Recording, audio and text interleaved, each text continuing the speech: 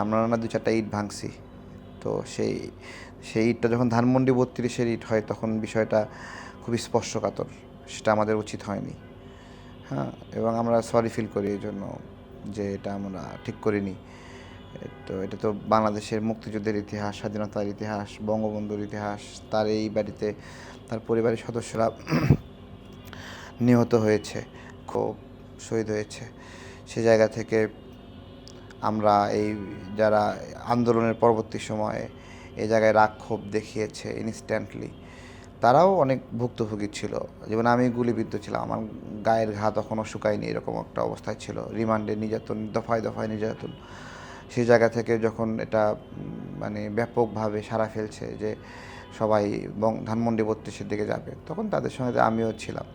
আমি কখনো আমার কাজকে কখনো অস্বীকার করি না, এবং আওয়ামী লীগ যখন আসবে, দায়িত্বে আসবে বা ক্ষমতা যদি কখনো পাই, আল্লাহ তাদেরকে দেয়, তখন তারা আমাকে ছেড়ে দেবে নাকি? জানি আমাকে ছাড়বে না। তারপরেও তারা আমাকে ছাড়ুক বা না ছাড়ুক, এগুলো দিয়ে আমি রাজনীতি করি না। কে আমার শত্রু, কে আমার বন্ধু, তা দিয়ে রাজনীতি করি না। আমি আমার জায়গা থেকে অনুধাবন, যেটা ভাঙা ঠিক হয়নি আমি বলি ঠিক হয়নি, ঠিক আছে। এবং এটা অন্য কেউ মানে স্বীকারও করবে না, বা আমরা সেখানে মিছিলের সঙ্গে ছিলাম। আমরা এক্স্যাক্টলি আমার হাত দিয়েই সব ভেঙে তছনছ হয়ে গেছে, বিষয়টা এরকম না। একটা ফোর্সের সাথে সবাই, জনগণ সহ ছিল বড় একটা অংশ। কিন্তু পরবর্তী 2 দফা যখন ধানমন্ডি 32 ভাঙার চেষ্টা করে, তখন আমাদের জায়গা থেকে আমরা আবার প্রতিবাদ করেছি, না এটা করা যাবে না, এটা অন্যায়, হ্যাঁ এটা আমরাই ভুল করছি, তোমরা আর ভুল করো না এই জায়গা থেকে।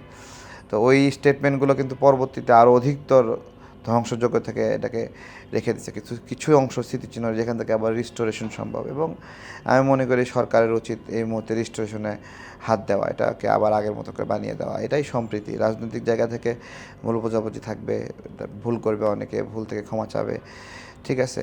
এবং যারা জন্য সেই ক্ষতিগ্রস্ত পরিবারদেরকে ন্যায় বিচার দিতে হবে। রিকনসিলেশন হয় না, আমি বারবার বলি, কিন্তু ছোটোখাটো যারা ভুল করছে অথবা ভুল না করে শুধু দল করছে, তাদেরকে তো রাজনীতির জায়গা দিতে হবে। এই বিভিন্ন রকম পারসেপশন আছে, আমি আমার পারসেপশন নিয়ে চলি। তাদের তাদের যারা অপরাধী, তাদের তো বিচার তো বন্ধ রাখা যাবে না নাকি? হত্যার সঙ্গে জড়িত যে, কিন্তু মিথ্যা মামলা যাদেরকে গ্রেপ্তার করা হয়েছে, তাদেরকে কি আবার জেলখানায় রাখা যাবে? রাখা উচিত না। অসংখ্য বেশিরভাগ মানুষই মিথ্যা মামলায় জেলে আছে, এগুলো তো মুক্ত করতে হবে। এই সবই কাজ।